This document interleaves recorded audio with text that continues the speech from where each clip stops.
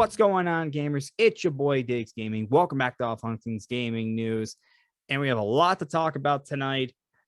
And first things first, we need to talk about Activision. Now, for those of you that did not hear, after a board vote, it was decided that CEO Bobby Kotick is staying on Activision's board for at least another year. Really? Really? That's the decision that they made after everything that's been going on, after all the lawsuits about sexual harassment, discrimination, and other stuff. And with Bobby Kotick himself getting accused of some of this, why would you decide to keep him on the board? I just don't understand this. It really does not make any sense. It's ridiculous. It really is. Activision wants to show that they're starting to make improvements, and yet they keep the CEO on the board. It makes no sense. It really doesn't. How can you say that you're making improvements, and yet you're keeping the guy that oversaw all of this and himself is getting accused? How do you keep him on board? It just does not make any sense. And I don't know what's going through their minds when they do this, and it just makes you think, yeah, Activision's not going to change anytime soon. And I mean, it's just not a good look right now. It's not a good look for Activision. It's like, what makes you think people are going to be okay with this? Now, before I start complaining about this for a half hour, I'm just going to move on to Xenoblade Chronicles 3 live stream. Now, I wasn't able to watch this live. I was busy, but I caught it.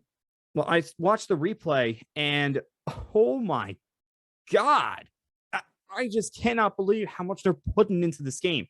Now, before I talk about what's showing off, I want to talk about the expansion pass. So Nintendo also announced the expansion pass that's going to go along with Xenoblade Chronicles 3, and that's going to be releasing for $30. And of course, you would see normal stuff that you would get from this. New character, of course, outfits, quests, a brand new story that's going to be released about a year after, well, over a year after the game's launching. The game is launching July 29th, by the way.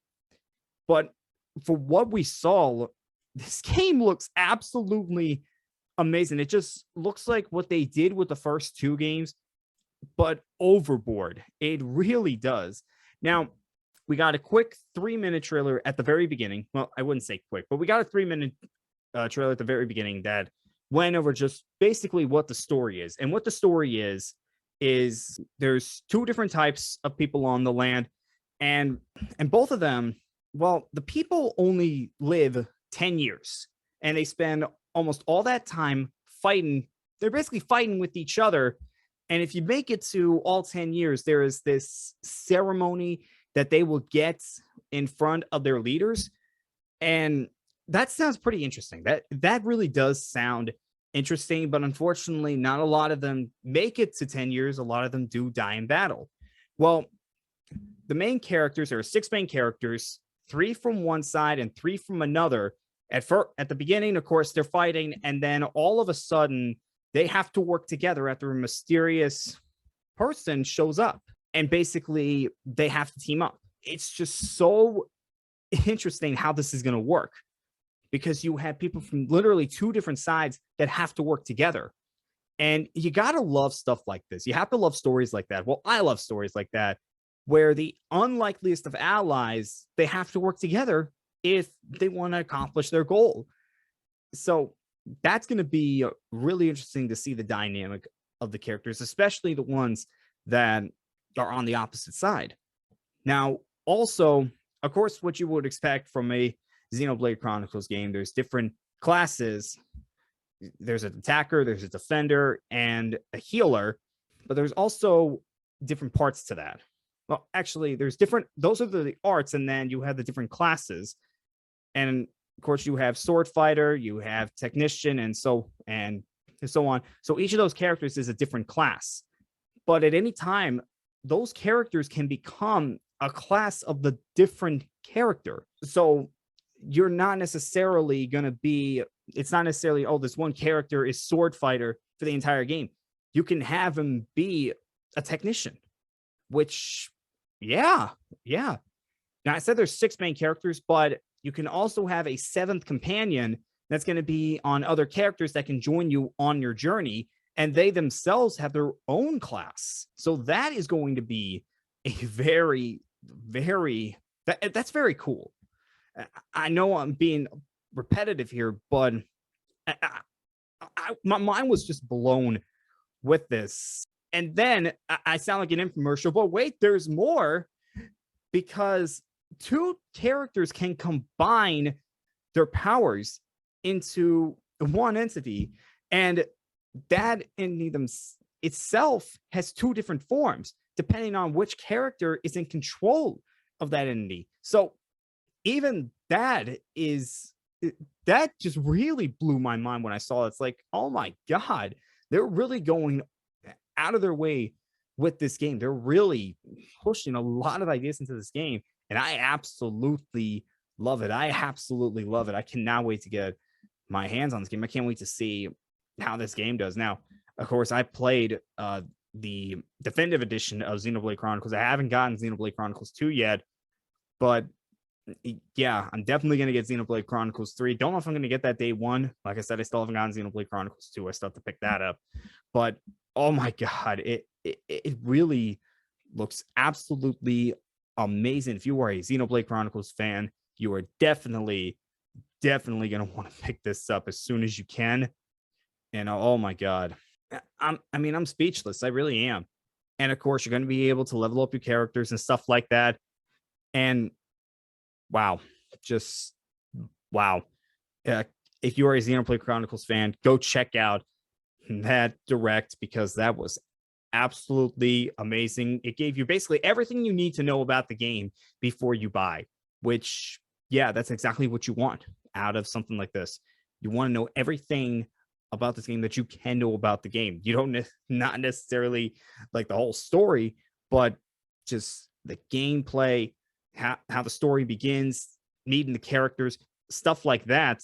And yeah, definitely delivered with this, and just made me even more hyped for this game. It really did. Moving on to, I got another Activision story, and it's not a good look for them again.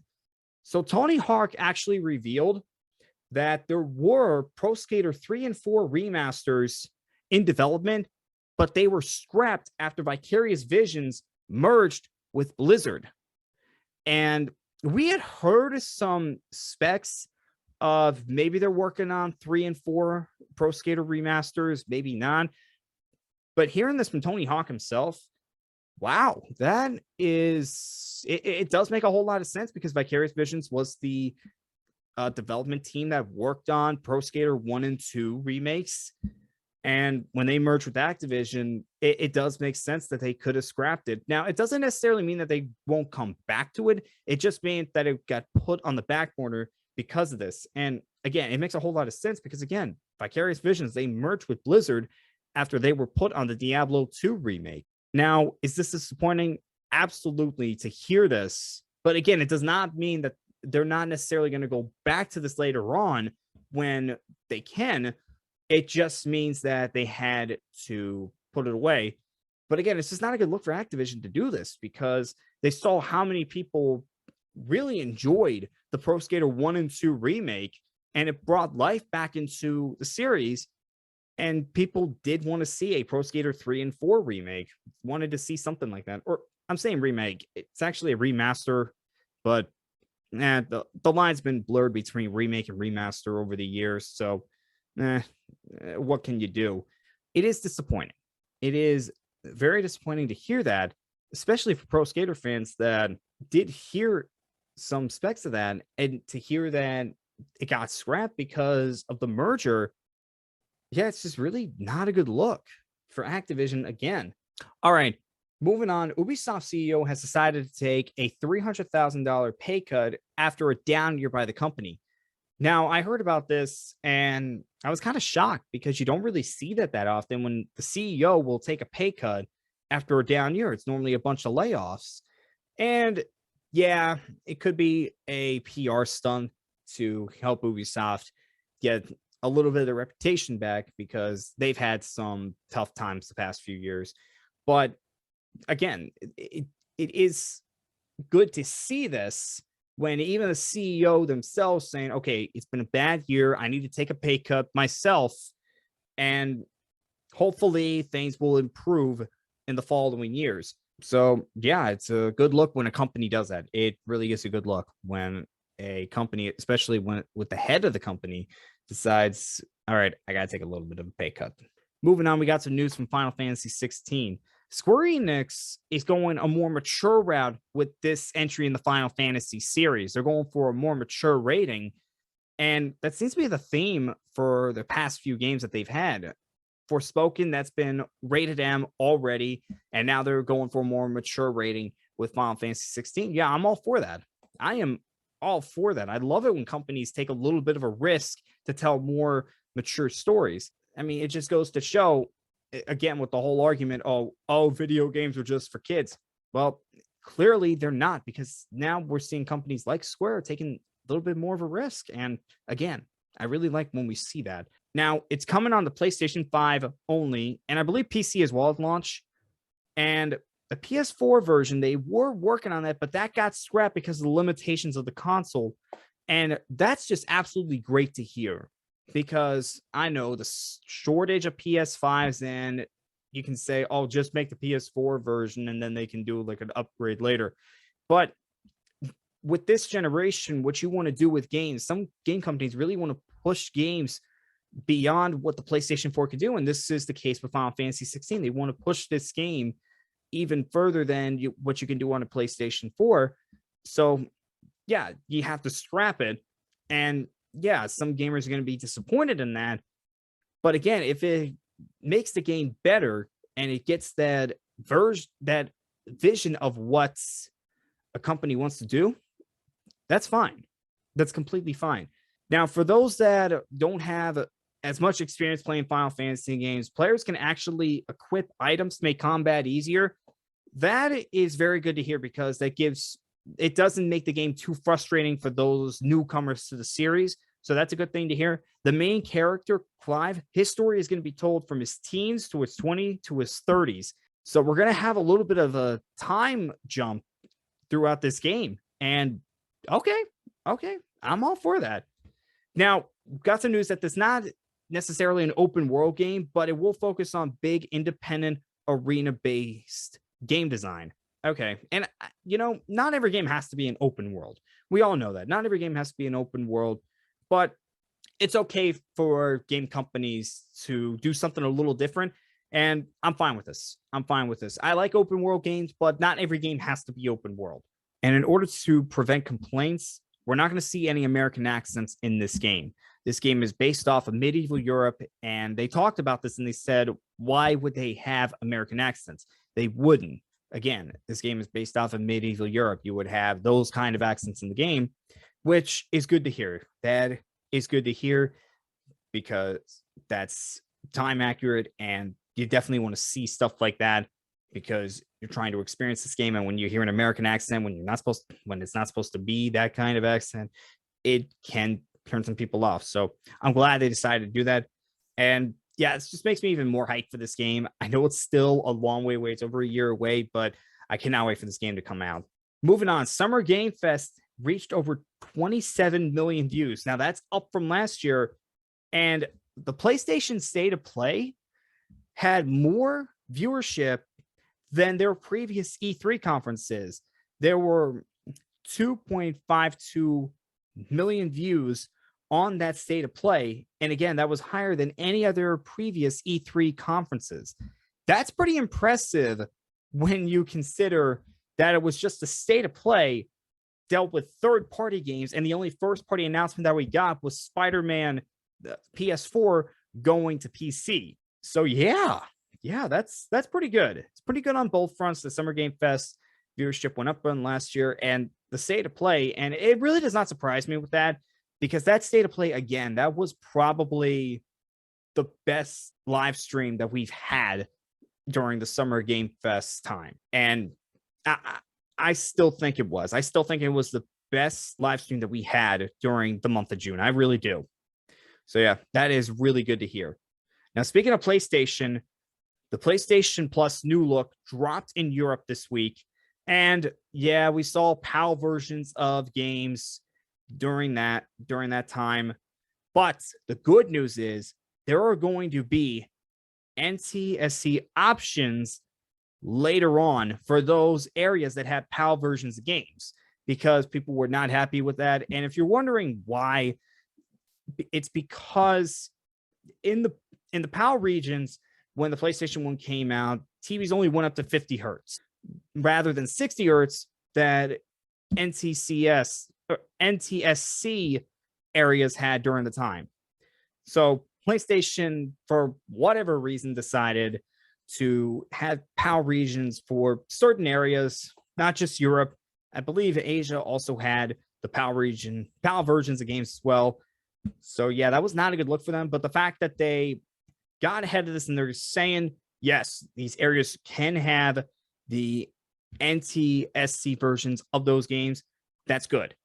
Moving on, we also found out the PlayStation is not going to be at Gamescom this year. Gamescom is going to be in late August. I believe it's from August 24th to August 28th, and they're not going to be there at all, not even opening nights, which might just confirm that they are going to be doing a PlayStation event in September that has been rumored for a while. We had the rumor that there was going to be a smaller state of play or a state of play in June, and then a PlayStation event, a big PlayStation event in September. And it looks like that's what we're going to get, because they're not going to be at Gamescom, because again, Gamescom is in late August and the rumor is September. So we could see that. I think that just about confirms it. I'm 95% sure we're going to get a big event in September, because again, we've had a bunch of people talk about that. Jeff Grubb has talked about that, and I believe Tom Henderson also talked about that. And now them not being at Gamescom, it just makes a whole lot of sense for them to have their own event in September, considering that they've also done that the last 2 years. So yeah, it definitely makes a whole lot of sense. Moving on, Ember Lab, the studio that made Kena Bridge of Spirits, their co-founders, which by the way, they're brothers, they talked about how PlayStation basically played a big role in the game itself, how Sony immediately saw the potential in the game and knew it was something special that we had to see. Now, we know about this. PlayStation does this a whole lot, where they have partnerships with studios. I mean, basically, it's how Naughty Dog and Insomniac got to be where they are, because, well, Naughty Dog made Crash Bandicoot and Insomniac made Spyro. Those were pretty much the first big games from those studios. We see that all the time. We saw it with Housemarque when they decided to make Returnal and PlayStation backed them up right away. We're seeing that with Haven Studios. So yeah, this is not something that anybody should be surprised by. And Ember Lab, they did a great job with Kena. They just really did a great job with Kena. It is a great game. I highly recommend it for anyone that has a PlayStation 5. Definitely get it. It just looks like a Pixar movie, and it is a beautiful, beautiful game, and it is a lot of fun. I absolutely love Kena, and I would recommend that to anybody. So it is good to hear about stories like this, because again, it's something that we've seen from Sony time and time and time again with them working with studios. All right, and the last thing I want to talk about, A Plague Tale Requiem is releasing October 18th. We finally got a release date for that. So for anyone that is excited about this game, mark your calendars. October 18th is when it's coming out. If you're going to pre-order it, do that as soon as you can. All right, guys, that was gaming news from the previous week. I'm DiggsGaming, and I will see you guys next time.